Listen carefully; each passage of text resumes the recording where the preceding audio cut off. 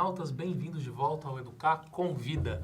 Estamos no nosso segundo bloco, a discussão do primeiro foi muito boa mesmo. Acho que todo mundo, recebemos vários comentários, várias perguntas muito interessantes. E agora a gente vai dar um passinho para frente e conversar sobre limites éticos, morais e físicos, tá certo? Simoneta, você queria começar com uma pergunta que a gente recebeu, certo? Eu queria começar com a pergunta do nosso amigo, inclusive, Fernando Rabelo, que tem um trabalho incrível de fotografias históricas no Facebook, faz um trabalho maravilhoso. Tem um blog e o Facebook, né? Exatamente. E ele faz uma pergunta que eu acho que serve bem para a gente iniciar essa questão dos limites. Então, ele diz: caros colegas, certa vez o célebre fotógrafo Roberto Doisneau afirmou que no passado, no princípio de sua carreira, ele era um caçador de imagens e que com a experiência se tornou um pescador de imagens. Vocês compartilham dessa ideia? Totalmente. De caçador para pescador? Eu sim. Estão todos pescando? Vocês estão caçando ou pescando? E qual a diferença entre caçar e mais a pescar? imagem de pescador do que de caçador. O caçador, você abate uma vítima. O pescador, você pega mais suavemente, você engana ela. E né? pode devolver o peixe? Pode também, o recurso devolver o peixe. Eu acho que nós estamos nesse contexto. Eu gosto das duas. Eu acho que essa função cruel, paparazzi, de você Flagrar. do instantâneo e tal, e você principalmente lutar contra quer dizer, você se relacionar com essa questão do direito de imagem, principalmente em espaço público, né? Eu acho que o paparazzi tem essa agressividade que toca nessas questões, né? Essa história de Agora, roubar o um pescador, momento que a pessoa talvez não gostaria. eu acho que é uma maneira Faz de parte, você, né? de certa forma, ter uma resistência política ao excesso do controle de imagem, né? Que hoje eu acho excessivo, tem a indústria do direito, os advogados, enfim, tem toda uma história por trás disso que a gente sabe que tem, né, Ju? E veio daqui essa... Isso conversa com isso. que é um ensaio seu, né? Vamos ver se o Onde pessoal hoje tá- tudo é proibido, né? A gente Rogério, você sabe que Esse eu usei essa trabalho- foto sua para falar de direito de imagem. Então, a gente estava comentando hoje Desse tudo excesso que nada uma pode das- ser fotografado. Uma das né? questões que certamente nos atinge diretamente, que é essa crise do fotojornalismo, é que as coisas mudaram muito, né? Antigamente você fotografava um show, você fotografava o show do início ao fim. Hoje você faz uma música e retiram todos os fotógrafos profissionais e fica só a turma do celular lá fotografando. E assim tantas outras coisas. Na né? escola de samba, por exemplo, hoje, no sambódromo, você não entra mais no sambódromo. Você fotografa hoje com a tele de 200, lá a 100 metros distante, é um absurdo.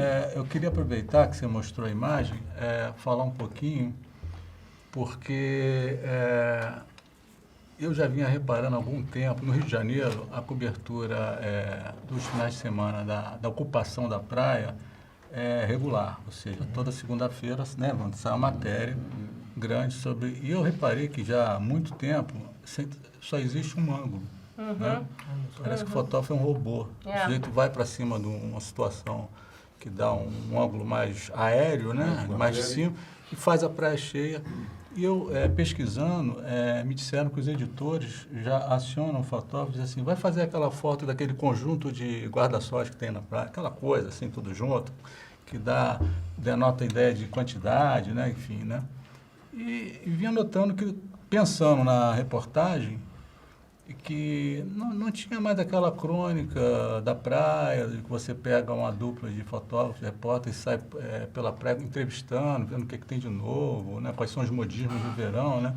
É uma coisa muito fria, muito chapada, muito... Né? Pelo direito de imagem? Eu acho que tem a ver também com isso. Eu acho que também não é só Tem isso. uma acomodação... Mediocridade mesmo, né? Tem uma acomodação... É óbvio, e tem- eficiente, que diz o Hélio.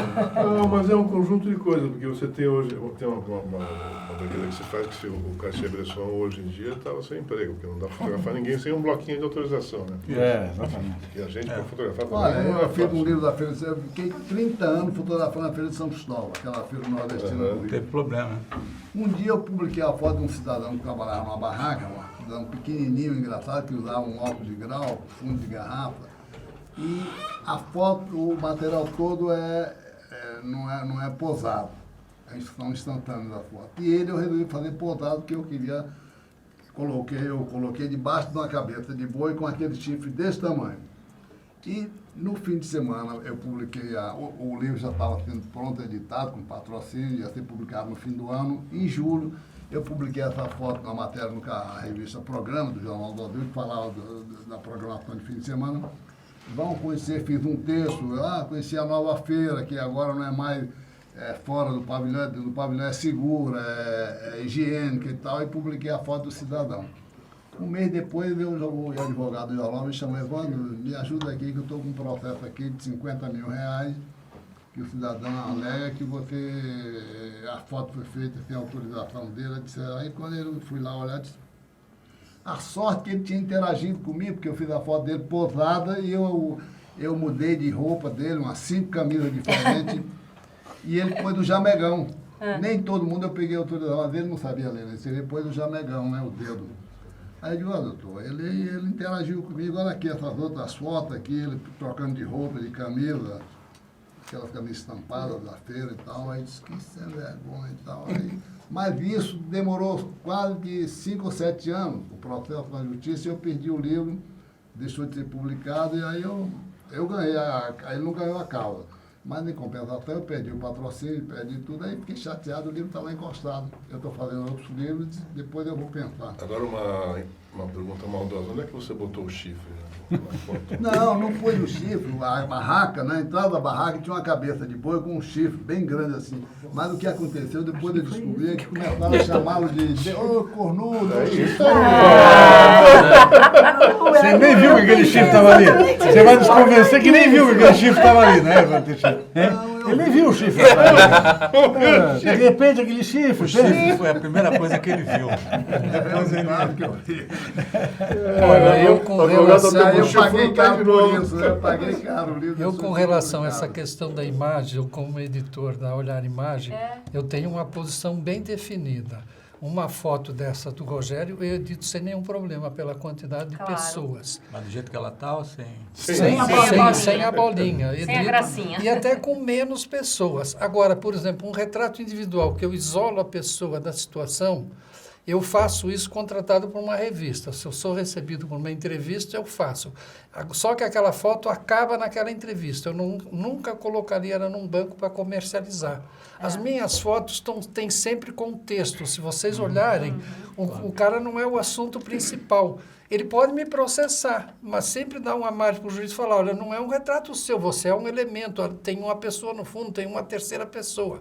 Ou seja, eu não quero me tornar um explorador de uma imagem individual de uma pessoa. Eu faço isso com as pessoas que têm uma imagem pública. O Lula, o Fernando Henrique Cardoso, o Gilberto Gil, essas pessoas eu faço individualmente. Agora, de qualquer maneira, fotografar é invadir, né? Então depende como você fotografa, depende como você se relaciona com o fotografado, né?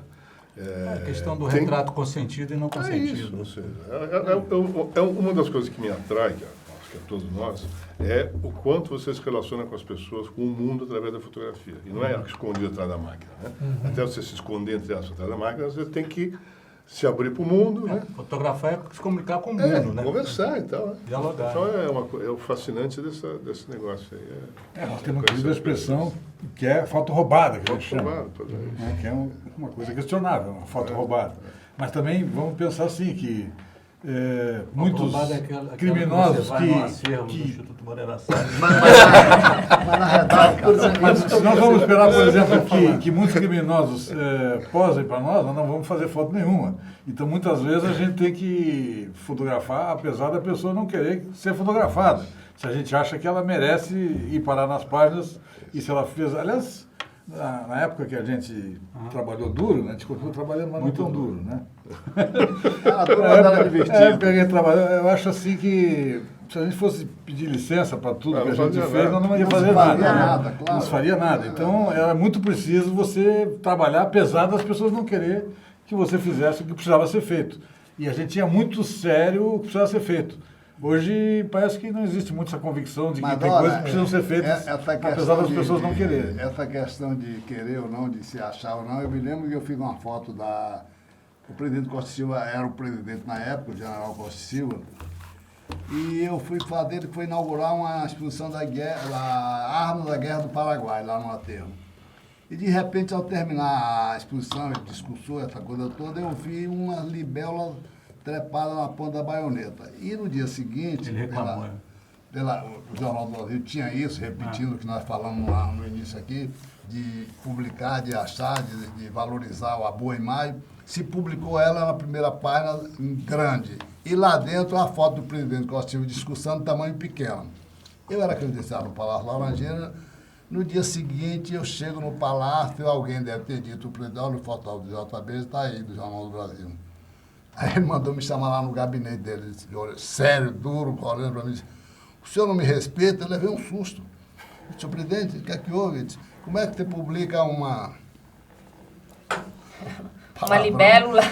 Não, mas um palavrão na ponta da baioneta, na primeira página, e o presidente lá dentro, pequenininho. Eu digo, o senhor me desculpe, é uma questão de edição. Então, que eu falei. Eu vou lhe dar, inclusive, o endereço e o telefone aqui do editor. Do editor. então o problema dele não foi a interpretação da foto, foi que a do presidente era pequenininha. Não, lá dentro são as páginas internas. Interna. É menor, né? E ele, Não tinha. na foto, na primeira página, tamanho grande. Aí ele ficou uma fera e me dá um berro de palavrões. E tira esse moleque daqui, leva ele para passar uma noite lá descansando, à noite Falou, descansando. presidente é uma coisa comum, as duas libélulas. Ele não Muito quis mais saber. poético. Aí eu fui passar uma noite lá dormindo na solitária. É o que ele faria, ele não fazia isso por questão de falta de respeito. Uma pergunta que eu queria fazer. ele demonstrou Vocês sensibilidade fariam mais uma tarde. foto, um retrato Parece que essa individual sensibilidade não era forte. de uma dele. pessoa que está cometendo um crime? Depois, Desculpe. Se uma pessoa está cometendo um crime, vocês fariam um retrato individual Enquanto dela? ela está Nessa cometendo. ação, Claro, nessa ação quantas vezes foi criminosa? feito isso? Na própria televisão se fez isso.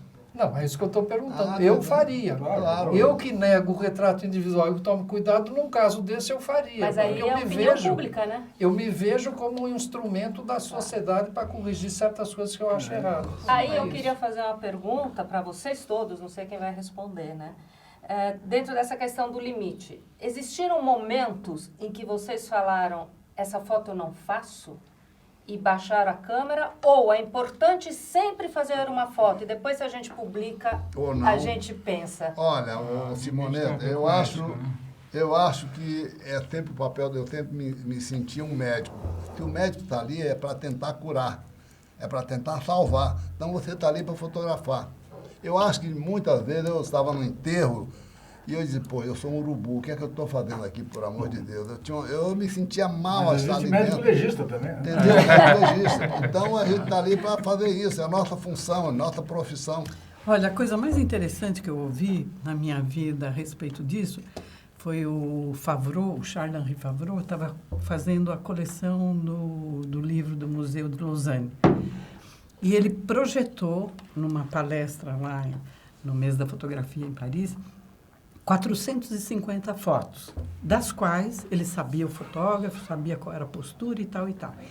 E uma delas era aquele famoso caso que eu acho que foi, não sei se era menino ou menina, e que foi na Venezuela, que ele ficou preso, teve um problema, foi na Colômbia ou na Venezuela, que a criança ficou presa nos escombros. Terremoto. Ninguém conseguia tirar. E ele... E todo mundo sabia que a criança ia morrer. Só que ela ficou viva, não sei por quantas horas, por quantos dias e tal. E ele comprou essa foto para o acervo do museu. E ao lado dessa foto ele publicou uma outra coisa que ele tinha comprado para o acervo do museu, que era um fotógrafo que se deitava nos lugares dos mais prosaicos e levantava e fotografava a marca do que ele tinha feito. E daí ele falou exatamente isso, quer dizer, que a discussão que se o fotógrafo deveria ter feito ou não, ele falou, eu acho que ele era o testemunha daquilo que estava acontecendo. Ele não podia, quer dizer, não é que ele fotografou e daí, por conta dele ter fotografado, não deu tempo, nada. Ele não podia fazer absolutamente nada. A única coisa que ele podia fazer era fotografar. E ele, como a pessoa que estava fazendo o acervo do museu, ele falou, isso é um dado dessa história, desse momento que nós estamos vivendo, disso que pode acontecer, dos acidentes da natureza, das coisas e tal. E eu acho que o museu tem que representar, tem que ter no seu acervo isso. Foi como aconteceu agora, naquele desastre do metrô lá em Nova York, e o cara se atirou em frente ao metrô, e o fotógrafo fez da foto aí, que quiseram criticá-lo, porque ele não devia ter feito, devia ter tentado salvar, não tinha como salvar. Não, mas não era nesse sentido que Não eu era diria, nesse né? Não é nesse sentido. sentido de salvo ou fotográfico. Não era nesse sentido. Não foi nesse sentido, é no geral. É né? no geral. Do ponto de vista o Hélio deve ter essa experiência constante. Do ponto de vista da publicação, né? Então, o publisher, o editor, né, no caso, ele trabalha com equipe própria. E hoje nenhum editor, pelo menos jornal diário, ele fecha o jornal sem antes abrir a pasta dos taxistas, do repórter cidadão, do mundo de uma maneira geral que envia as fotos para o jornal, né? Então ele não é burro de fechar o jornal sem antes ver o que vem, O que chega. que vem de graça, né? Mas o fato é que uma coisa é você ter uma foto, por exemplo, do Evandro, que ele está dentro do jornal, ele está naquele sistema de valores, ele é jornalista, ele tem um compromisso moral com o que ele está fazendo, né? Ele é responsável, né? Ele é empregado do jornal, né? Então, uma coisa é você ver a foto do Evandro, você sabe que ele está cumprindo uma pauta. Outra coisa, isso é difícil de você decidir, porque às vezes aquela suposta grande foto, chega às 6 horas da tarde, né? De uma pessoa que você desconhece. Então, você olha ali no monitor e fala, poxa, que fantástico, e que é isso? Então, eu estou falando aqui de limite ético. Você pode publicar essa foto do repórter cidadão, mas você obrigatoriamente tem que checar a origem daquela foto, quem é aquele sujeito, como se você tivesse ali o CPF dele. Quem é esse cara? Por que ele fez isso, né? Então, é um risco. Não sei como é que o Hélio operou com isso, mas eu sou mais agudo em relação a isso. Eu sou mais agudo, porque eu acho até pouco jornalista. Eu lembro que quando eu dirigi a redação da Isto É, eu falava que o furo não estava em primeiro lugar, o que é uma frase meio suicida, né? Eu tentava e tentarei sempre defender relações humanas um pouco mais civilizadas, tá certo? Né? Então, eu uma vez não fiz uma foto, porque me incomodou a situação, que era uma mãe vendo um filho morrer depois de um acidente de trem. Né? Foto sua. Eu não fiz a foto, eu consegui fazer o mais difícil, entre aspas, né? Que era entrar no hospital, invadir, entre aspas, o hospital, chegar num quarto, abrir uma porta. Vestido de médico? Vestido de enfermeiro. Vestido de enfermeiro. Né? Aí chega lá, tem uma cena, eu não consegui fazer. Né? Eu fiquei me questionando muito depois a minha competência como profissional para frente, entendeu?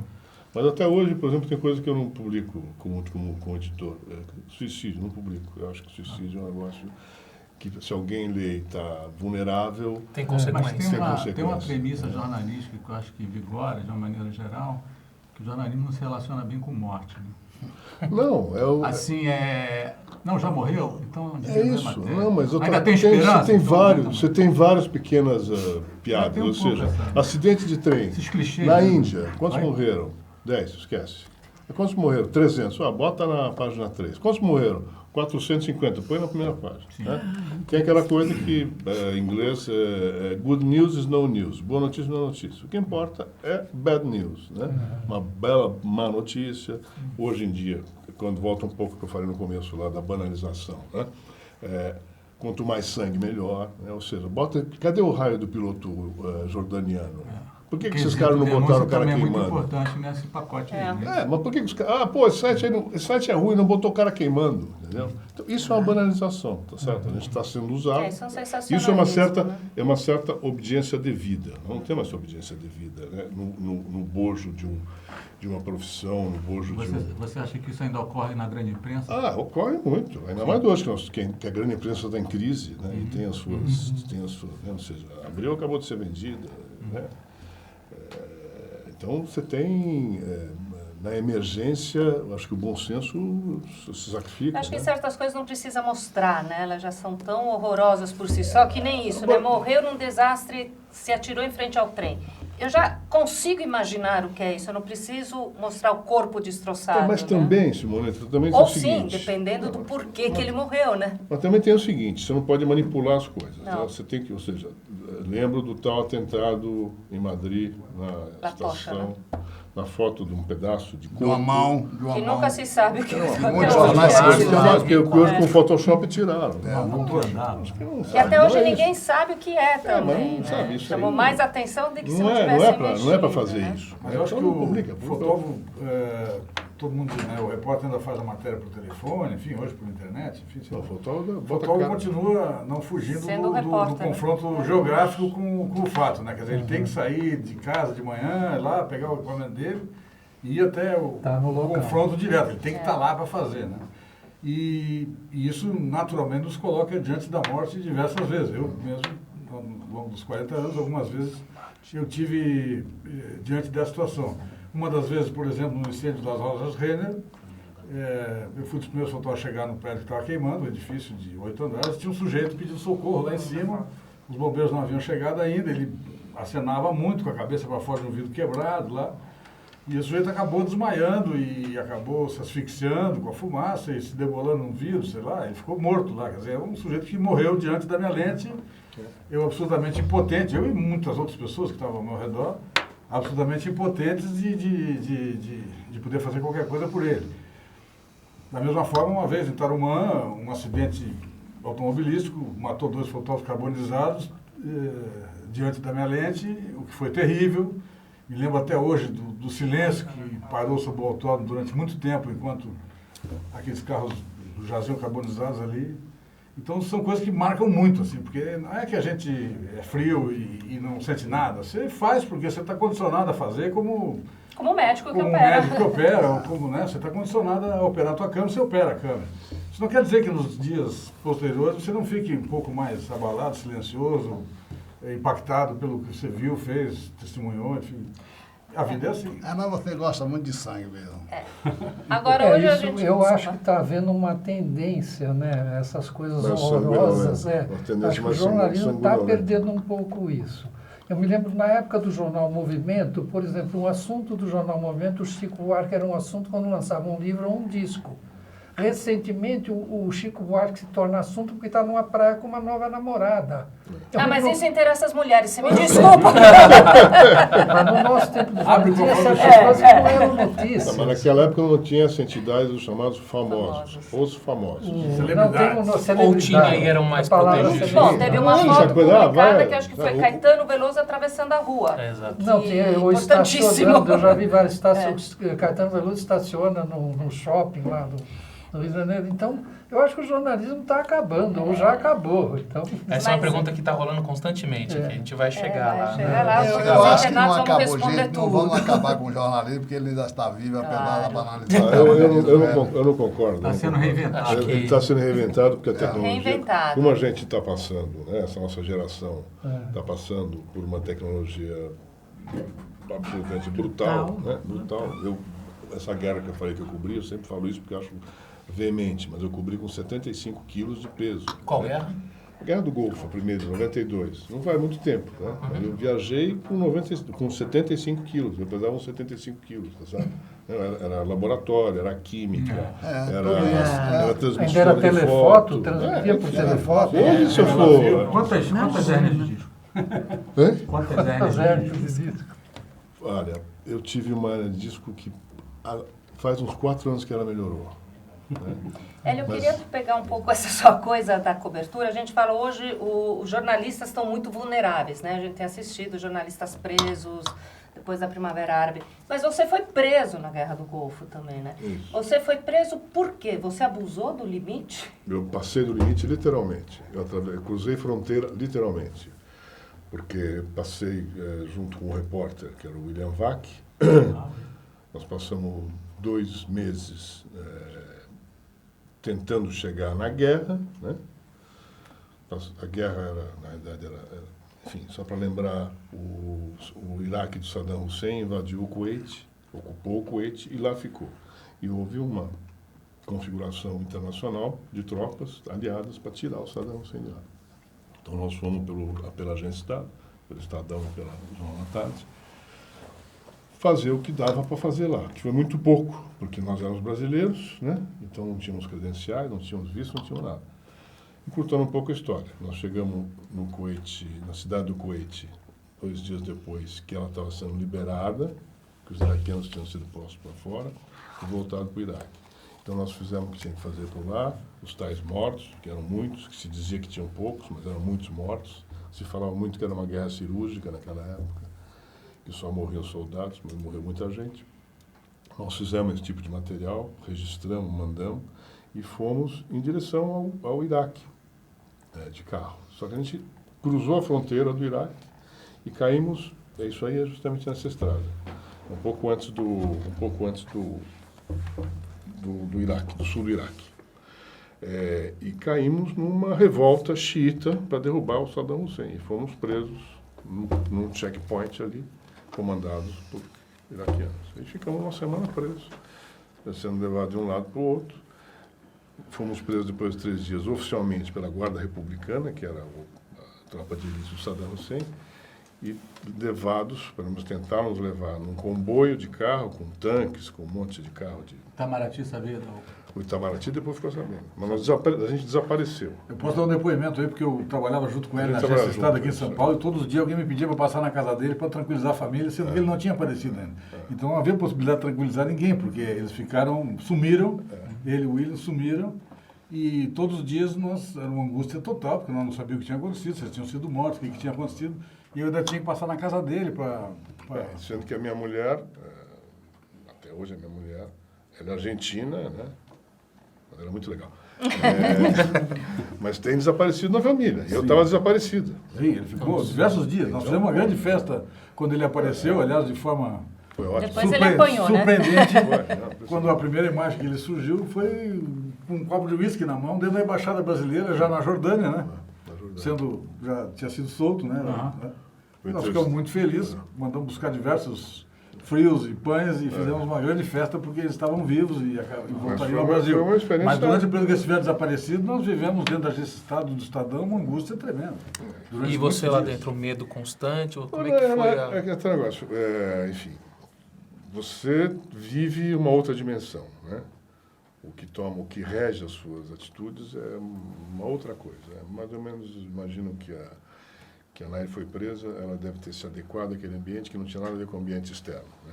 E quanto mais do ambiente externo que você tem, pior o ambiente, aquele ambiente emergencial que você está. Então a gente tinha muito essa coisa de implantar uma rotina. A gente esteve preso primeiro num trailer com os guardas em volta, imundo, então a gente pediu uma vassoura, conseguimos uma vassoura, conseguimos limpar o trailer, aquelas coisas todas. Uma espécie de terapia ocupacional ali para você poder manter dignidade e operacionalidade, né? Enfim. Tinha alguns caras presos com a gente que estavam meio complicados, um tentou oferecer dinheiro para os iraquianos, o outro pegava foto da família o tempo todo, e isso era ruim porque ou quebrava o equilíbrio ou trazia o mundo de fora lá para dentro e desestabilizava aquilo. Então, o William Vac, inclusive, que hoje é um grande amigo meu, mas que eu briguei muito com ele até a gente ser preso, a gente brigou muito. Eu levei uma lente errada, uma 400, que não se leva nunca uma 400 para a guerra, mas ela só serviu para a gente jogar na cabeça dele. Quase arremessei a lente na cabeça dele, de tanto que a gente brigou, né? Mas hoje somos grandes amigos. Muito experiente também. Não, exatamente. Mas, de qualquer maneira, a gente se deu muito bem preso, né? A gente conseguiu organizar aquela outra dimensão, né? E sobreviver. Aquela história, sobreviver com notícia, que eu ainda vou ter filme na cueca, na bota e tal. Mas o Hélio foi despojado de todo o equipamento que ele tinha, levaram tudo, roubaram tudo, ele foi despojado. 75 quilos foram tudo embora.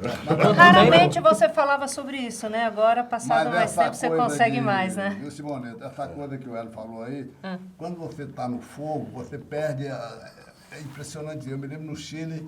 Você lá sendo o único fotógrafo, ver o Neruda morto e fotografar no Estádio Nacional, você esquece do mundo externo, entendeu? Você está ali vivendo um momento de dramaticidade, de alegria, enfim. Então é uma coisa importante quando você está... Tem essa coisa da nossa profissão, da nossa função, digamos, que sem querer ser fundamentalista, sem fundamentos e tal. Mas nós somos um pouco o olho das pessoas, né? É verdade. Ou seja, hoje todo mundo tem olhos, porque os celulares estão por aí. Mas, de qualquer maneira, nós somos os diferenciados para contar a história. Você está perto das coisas. Você sabe essa coisa do pescar, né? Tem uma peça que é o fly, que você joga a isca em algum lugarzinho que tem peixe, teoricamente. E puxa ele. E a gente tem que ter informações, né? Tem que ter um embasamento de informações para saber o que você está cobrindo, para saber como é que você vai se colocar no momento 2 segundos depois, para poder tentar prever o que vai acontecer. Dentro disso, Caio Proença pergunta para o Cadão sobre a tua experiência quando você foi fotografar, que a gente sobrevoou sobre isso, o sequestro dos uruguaios.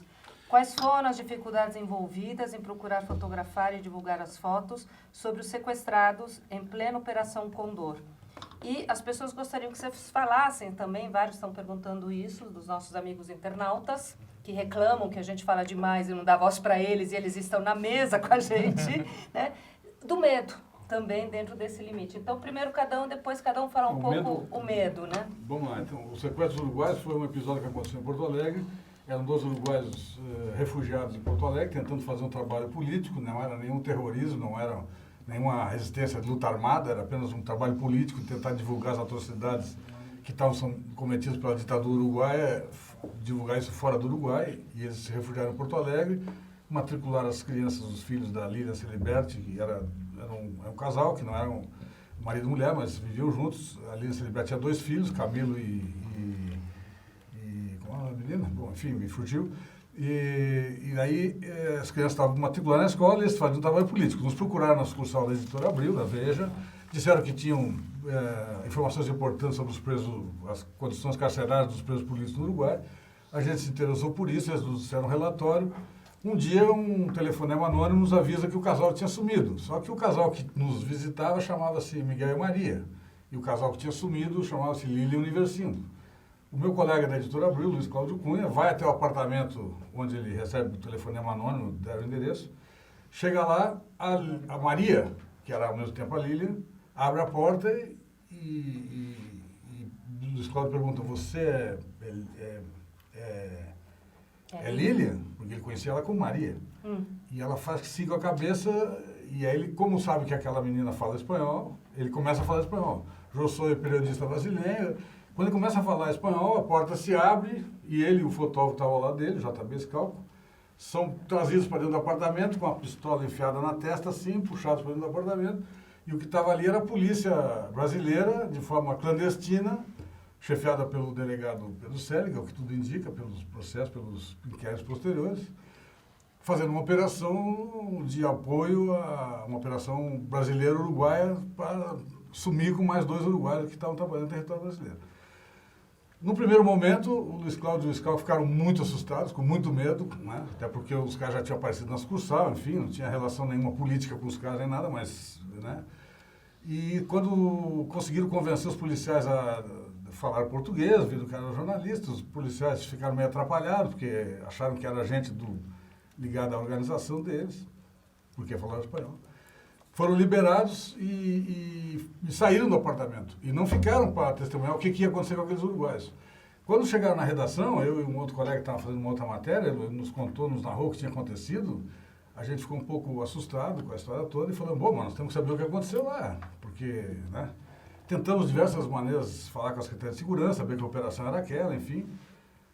Não conseguimos mais nada, porque já era uma sexta-feira, às 7 da noite, enfim. Bom, esperamos o fim de semana, ninguém anunciou nada. Na segunda-feira nós fomos atrás da polícia para saber que a operação era aquela. E a polícia começou a negar a operação, o que ficou muito claro para nós que a operação tinha sido ilegal e que tinha mais do que tudo, e pior de tudo, sido consumada. Eles tinham sumido com um casal de uruguaios que tinha evaporado.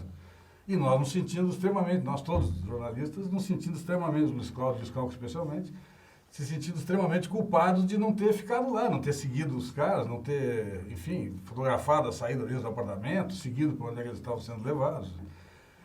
Bom, isso demandou um trabalho de investigação. Nós queríamos saber, cada um daqueles policiais que tinham trabalhado nessa operação, isso demandou um trabalho de 1 ano, em que eu provavelmente não fiz nenhuma foto interessante que preste, mas ajudei no que eu pude a tentar investigar, a chegar em cada um daqueles policiais que tinham feito. E conseguimos o êxito de condenar 2 por abuso de autoridade, foram identificados através de fotografias e tal. E a lei não previa mais do que isso, então a condenação foi pequena. e não conseguimos condenar todos, mas a gente chegou em cada um e hoje as pessoas conhecem através de inúmeras reportagens publicadas pela Veja, aquela antiga Veja, e pelo livro chamado Operação Condor, Sequestro Uruguaios, feito pelo Luiz Cláudio, exatamente o que aconteceu. E é nosso papel contar a história. E nós estamos convencidos de que esses uruguaios só sobreviveram em função da boca do trombone que a gente botou logo que percebeu a mancada que a gente tinha dado, né? Porque também, se não fosse isso, provavelmente eles tinham desaparecido, como aconteceu com tantos outros pelo América Latina fora. Então, talvez eles tenham sobrevivido exatamente, apesar da nossa bananice ali, momentânea, mas talvez eles tenham sobrevivido por causa da nossa iniciativa depois de tentar correr atrás da história, tentando até moralmente nos recuperar mais do que como jornalistas, que também tinha ficado muito ruim para nós, como cidadãos que a gente achava que tinha realmente pisado na bola, tinha sido um erro muito grande nosso. E o medo? Como lidar com medo, né? O Hélio tem uma frase, não tenha medo que te impeça de fazer, mas também não seja tão ousado. Você não pode ter... você não pode ser muito corajoso. Como é? Você não pode ser muito corajoso que te impeça de voltar e não pode ter muito medo que te impeça de chegar. Né? Você tem que chegar na notícia, tem que registrar e tem que trazer. Né? E o medo faz parte, imagina, faz parte, equilibra. O medo é da condição humana, né? Independente do jeito estar atuando como jornalista ou não. Claro. Me lembra o caso recente do Charlie Hebdo, né? Lá de Paris. Me lembra Tim Lopes, enfim, todas essas coisas. Eu acho que as tarefas assim, mais perigosas, se eu fosse editor, eu daria aos jornalistas mais experientes, né? Primeiro que eles, com a experiência que têm, eu acho que eles tendem a não ter que provar mais nada, né? Eu vejo que muitas vezes o jovem é usado, né? E todo jovem é mais onipotente que o mais experiente, né? Ele tende a fazer para se consagrar, né? Eu acho que isso aí é uma questão de condução, que tem a ver também com limite, ética, tudo isso que a gente está falando, né? Mas eu acho que a coisa reside um pouco na administração da cena, da situação, como você falou, acho que é pertinente também, de dosar isso, até onde você deve ir, até onde você deve recuar, né? Enfim, o medo faz parte, eu acho que tem que ser bem estratégia de você tocar nessa situação que vai te levar ao medo, né? E ser humilde, e se reconhecer que está com medo e recuar, isso não... De alguma merece foto, ninguém, né? alguma foto que está aqui na mesa, vocês lembram, em particular, alguma que passaram medo de ter feito, ou pela situação? Surfista de trem, né? Não, eu acho que de não trem. tem. Eu acho que não tem. Aí você... Eu tive que montar uma relação de confiança com um surfista, porque você fotografar o surfista de trem tem uma diferença básica, né? Ele vai de frente, você vai de costas. Então, Isso como na realmente linha férrea tem os postes que passam rente ao trem, é o surfista que está atento aos movimentos dele, ele que tem que te avisar, vem o poste, você entra, aí você sai, ele que te avisa. Então, você tem que ter uma relação de confiança com o surfista. Mas eu acho que essa questão de medo é importante a gente dizer que realmente a gente tem medo em alguns momentos. Eu me lembro no Neruda, quando eu fotografei o Neruda, como eu fui o único a vê-lo fotografado morto lá no hospital, a minha preocupação, e essa coisa que você falou da tela de 400 realmente incomoda. Eu não levava, porque hoje eu só usei naquele momento no Estádio Nacional uma Leica com a lente normal, com a grande angular, mais nada. E lá dentro do cemitério, dentro do hospital, se eu estou com a tela objetiva, eu não teria feito nada. Apenas Você tinha opção. Imagina, ele vê um monte de coisa. Eu usei ali... Por que uma 400? 2.8 ainda? Era uma bigorna. Mais uma 10 bigorna. quilos, Só para tirar no William. Só para tirar no repórter. Pois é, e ali eu usei uma grande angular, fotografei o Neruda morto, e a minha preocupação era dos militares que estavam fora do hospital, porque eu entrei escondido dentro do hospital. Os carabineiros estavam ali armadiços e eu não me entrei na condição de jornalista. Eu entrei com a câmera escondida e num momento de descuido dos militares, numa porta lateral. E ali encontrei o corpo do Neruda ali jogado numa maca ao lado de Dona Matilde. Foi um momento muito triste, foi uma coisa terrível. Eu me identifiquei ali como fotógrafo do Jorge Amado, porque eu tinha estado com ele na Bahia e Dona Matilde disse, meu filho, Jorge Amado era nosso irmão. sinta-se à vontade. Aí eu aliviei, dei graças a Deus, e foi um momento muito importante, muito dramático para mim, ter sido o único ali, estar ali ao lado do Neruda morto, de uma pessoa tão importante para o mundo, um prêmio Nobel de Literatura, aniquilado ali pelo Pinochet, pela ditadura do Pinochet, mas ao mesmo tempo eu digo, eu estou aqui para fazer isso, que é um cara importante, mostrar ao mundo que ele está aí, foi massacrado, está morto ali. E a morte dele faz parte da história dele, né? O registro é muito importante. Eu queria fazer uma pergunta agora para a Nair e depois outra para o Juca. Para a Nair, o Bruno Prado, desculpa, Bruno Prado, ele fez uma pergunta que eu te fiz no começo, a primeira pergunta que eu te fiz e acabou que a gente passou por cima. Então, ele diz o seguinte: gostaria de saber da Nair, por ser uma das primeiras mulheres fotojornalistas brasileiras a trabalhar em manifestações e conflitos, como foi a conquista de espaço dela no mercado de trabalho, que é em grande maioria dominado por homens? Era, né? Eu não sei essa informação, por exemplo, que eu sou uma das primeiras, eu acho que é um pouco furada. Não, eu acho que foi das primeiras. Das primeiras, com certeza. Talvez não a primeira, mas das primeiras no Brasil, né? Cíntia Brito também, mas é depois dela, né? É uma das primeiras você, tem razão. Eu acho que, para mim, foi...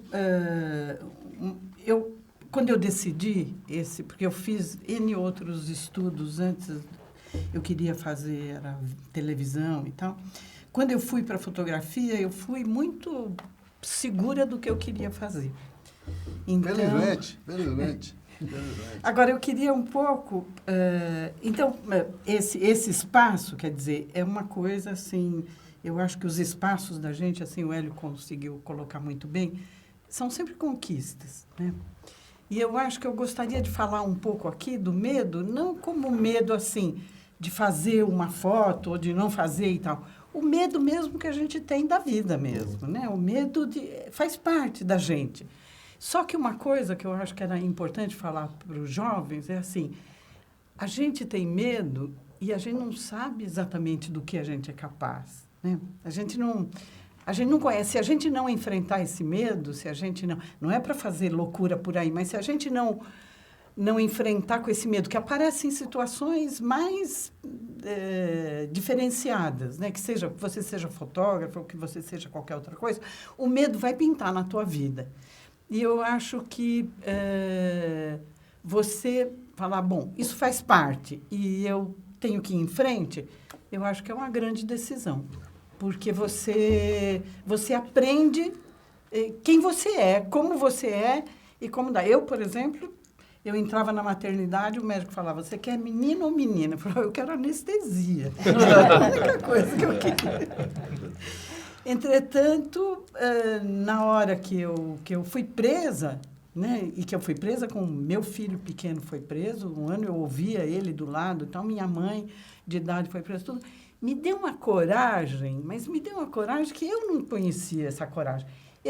Felizmente, é uma coisa assim que foi muito determinante para a minha vida profissional e de mãe e de amiga. Então, é assim, eu consegui passar bonito nessa experiência, assim, tipo assim, eu não falei de ninguém porque, para mim, foi muito óbvio. Tudo que eu falar, eles não vão acreditar que é só isso que eu sei. Então... É melhor não falar nada. É melhor não falar nada. Assim, eu não fiz, não e tal, não sei o quê. Não que eu tenha feito nunca fiz ação armada, nem nada disso, né?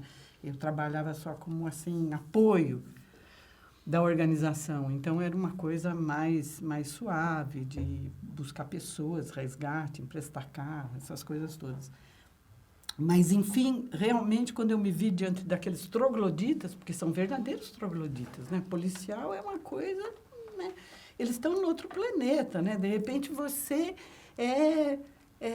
sabe, você não tem barriga, não é porque você é jovem não, é porque você faz treinamento de guerrilha.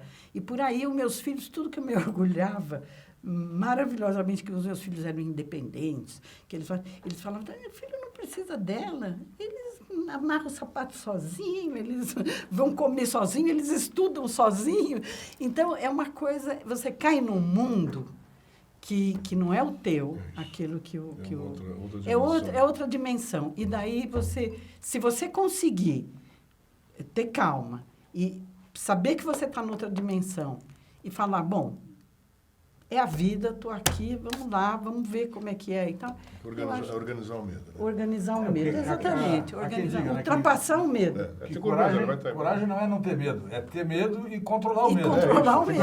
Administrar o medo, né? Porque Administrar medo o todo medo. mundo tem, não há quem não tenha medo. Então, a coragem, o corajoso Exatamente. é que ele consegue administrar seu próprio medo. E né? a adrenalina é igual ao medo, assim, a mesma quantidade? Ela é proporcional?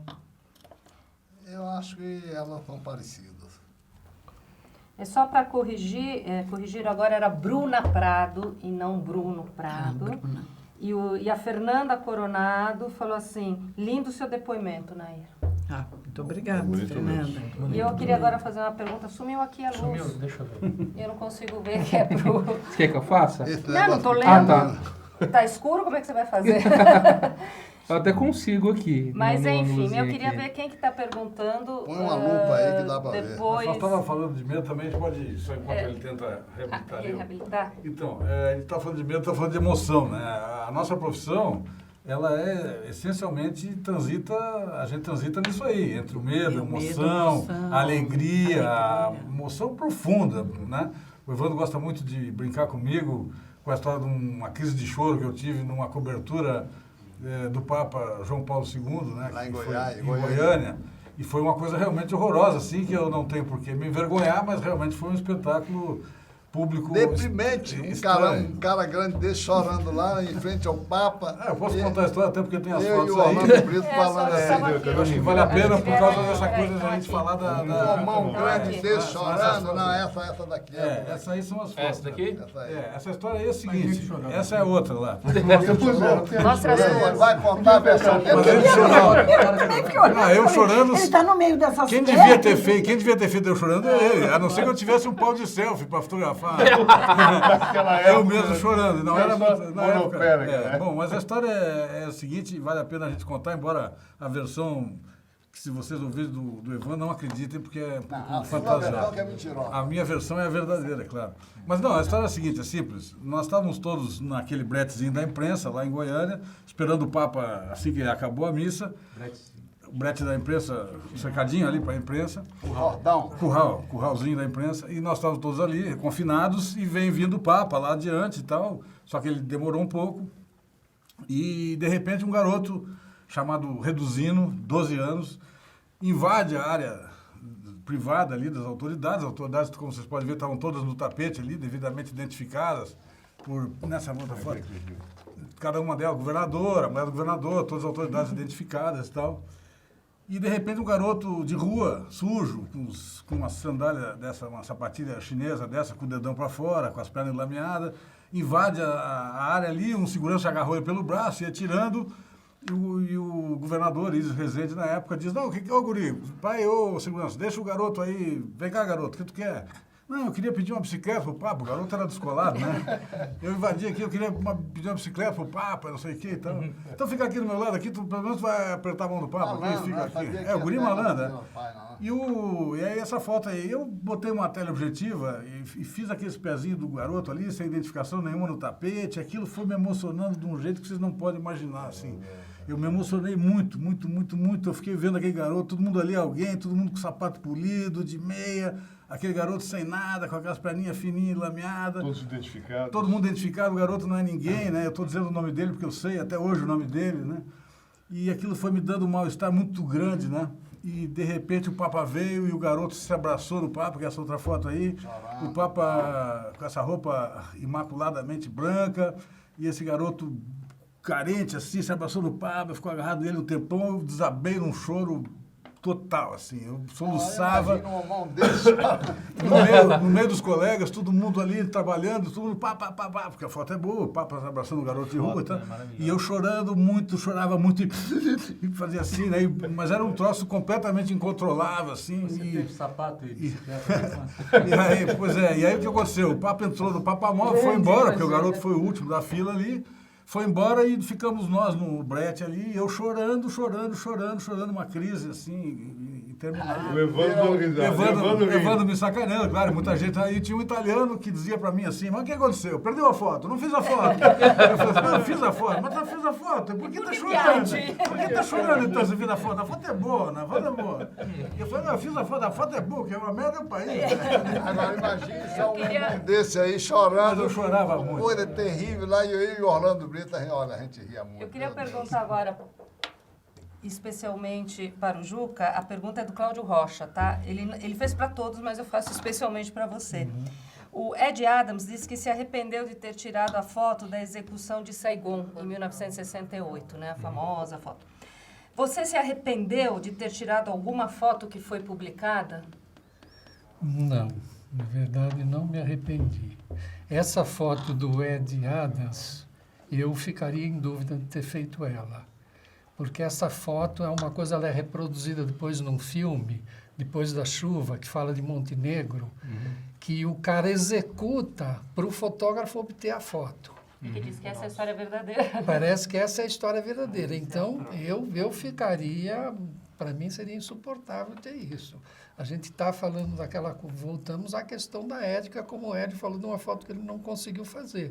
Não, e de você transitar em dimensões diferentes. Né? Porque teria você- fotos a que eu dimensão não de faria, uma exato. execução é outra. E voltando à história, da Exatamente. história da foto também é importante. Voltando uma agora ao foto. Vietnã, por exemplo, as meninas correndo, onde teve a explosão do Napalm, eu teria feito. Do Nick Out, É, uma bela aquela imagem. foto da China, um chinês enfrentando 3 tanques, eu adoraria ter feito aquela Tem um foto. motivo, né? Que tem uma...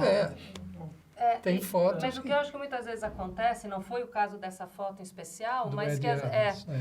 mas que às vezes a gente faz uma foto, isso cai no jornal e alguém põe uma legenda que muda completamente o significado da foto. Então, eu acho que nesse sentido é muito ruim. Então, você não se arrepende da foto em si, mas da do forma uso como que ela é Foi utilizada. mostrado. De como ela foi, que é o mais comum acontecer, né? Eu acho que o que é mais comum acontecer no jornal, eu acho que eles deixam a legenda para a última hora, ou a legenda não tem a formulação do texto, né? Que é muito comum, aquela a legenda óbvia, né? É. Fulano de tal chutando a bola. Adir. O cara dá um mergulho, fulano de tal mergulhando, né? Quer dizer, é uma coisa que é Você redundante, está né? vendo, né? E muitas vezes a Legenda burra, fotografia ela é usada como ilustração e não como informação, né? Para afirmar o que o texto está escrevendo. Sim, Então, sim. o E texto também muitas falta- vezes... E também falta humor. Não, isso Falta. me ocorreu uma coisa que eu fiz na revista Senhor, que era uma matéria pequenininha sobre 2, 3 ou 4 deputados que foram caçados porque não apareciam no Congresso, sei lá. Aí eu estava editando a foto, não tinha foto, não tinha nada. Então peguei uns passinhos em cima da matéria, botei 2 quadradinhos assim, branco e uma legenda. Fulano de tal, deputado tal, e ciclano, deputado tal. Não apareceram no Congresso nem para fotografia. Né? Porque essa profissão também te permite dar um pouco de risada com essas coisas. Quer dizer que também tem medo da legenda, além do medo da... Mas enfim, mas é uma legenda diferente dessas que estão Dessas que são óbvias. É irresistível fazer isso. Eu, se estivesse editando, não ia resistir. Lembra Mas vocês são notícias populares. fotógrafos, né? Tem esse simbolismo por trás. Muito legal, gente. Eu acho que a gente pode parar aqui para um pequeno break para o próximo de um intervalo, para o próximo bloco, em que vamos falar de... Sobrevivências. E aí nós vamos falar de todas as sobrevivências e acho que aqui a gente vai poder responder a muitas perguntas dos internautas sobre digital, mídia ninja, né, as manifestações e o que é o fotojornalismo hoje. E a nossa idade é garantida a sobrevivência. Você sabe que eu tenho uma teoria, né? Vocês sobrevivem, e eu me incluo nessa. Chegamos depois, eu e o Rogério, mas enfim, porque a gente usou muito fixador, né? Isso. Então se fixou. A O gente- digital é muito volúvel, né? eu vou Será que os rapidinho, então. fotógrafos de hoje conseguiriam revelar um filme, fazer o que nós fazíamos naquela época, no laboratório Eles gostam. de hotel? Aguentar aquele cheirinho Eles de ácido gostam. acético. Gente, ainda estamos aí. Revelar e depois pôr na máquina e transmitir por telefone. Você sabe, eu tenho um filho de 20 anos que está fazendo PUC, de jornalismo e tal. Ele adora fotografia. E é bom fotógrafo. Mas ele está perturbando, quer fazer um laboratório em casa. Olha, Um Bacana. laboratório desses Convencional. analógico e tal. Na Vamos- Casper vamos Libero, fechar um a pedacinho gente tem um pra- laboratório ainda, né? Mas a Ainda primeira bem, vez que a gente ainda entrega bem. o filme é muito engraçado, porque às vezes eles seguram assim e falam assim, posso Que eu vou segurar? fazer? Pode E o apertar. filho pequeno de um fotógrafo amigo meu disse assim, pai, eu queria um dia fazer que tu fizesse uma foto minha. Ele falou, mas tu tem tanta foto? Não, mas eu queria me ver no negativo, porque o Silvio tem muitos negativos que ele pegou da fase da transição. E hoje ele só faz digital, e o garoto só foi fotografado já na fase digital. O garoto queria se ver no negativo. Para muita gente, o negativo é só o futuro, porque o passado foi inteiro no digital. Você fala hoje para um aluno desse, da Simoneta, esse jovem aí, negativo, revelar filme, analógico, HC-110 e tal. Mas aqui mudou muito rápido. Né? Imagina a HC-110, lembra quando apareceu a HC-110? Foi o HC-110. Solução A. Solução A. Um por um, faz um por um aí, manda bala, caminhava em 2 minutos e meio e tal. Revelava 30 graus, né? Pra logo Vocês veem como tem bastante coisa pra gente falar no próximo bloco. A mística do laboratório. Sobrevivente. A gente estava falando agora, falou da transmissão de foto, né? A gente não falou quando a gente transmitia as matérias, ia no aeroporto e arrumava um passageiro para levar os filmes. Hoje ninguém faria isso. É perigosíssimo, né? Nossa Senhora. Você falou nisso, deixa eu falar aqui rapidamente. Em 73 eu estava cobrindo aqui os Jogos Pan-Americanos, em São Paulo, Jogos Pan-Americanos. Eu entrava no aeroporto de Congonha, entregava o envelope na mão do comandante. Do Electra. Do Electra. E nesse dia, teve uma das vezes que eu entreguei o filme, que foi aquela daquele avião da VASP, que o avião não chegou. Cruzeiro, sei lá, não lembro mais. Então eu entreguei o material. Comandante, por amor de Deus, o boy lá está esperando o Santos Dumont com a placa do JB esperando, então o senhor me entrega aí. Vamos fechar. Na mão do comandante, cara, lá dentro. E aí o avião caiu, não chegou nada lá. Tu não perdoou o cara até hoje, não pegou o guarda-dele. As melhores Seu fotos filme. da cobertura. Não, o avião caiu, morreu todo mundo. Mas vamos deixar Pô, isso mas pro próximo Evandro, bloco. tinha um prêmio ESSO naquelas fotos? Vamos ver se o assunto for no próximo bloco. Tinha um prêmio ESSO nessas fotos? Dentro da sobrevivência, vamos falar também do ressurgimento das agências, né? É verdade. Muito bom. E eu quero falar para quem ainda não conhece Educar, para entrar no site www.educar.com.br e dar uma olhadinha no catálogo de cursos que a gente tem, no catálogo imenso, bem grande já, e dar uma olhadinha lá para você se inteirar. E daqui a pouquinho a gente está de volta. Educar, sucesso e aprender sempre.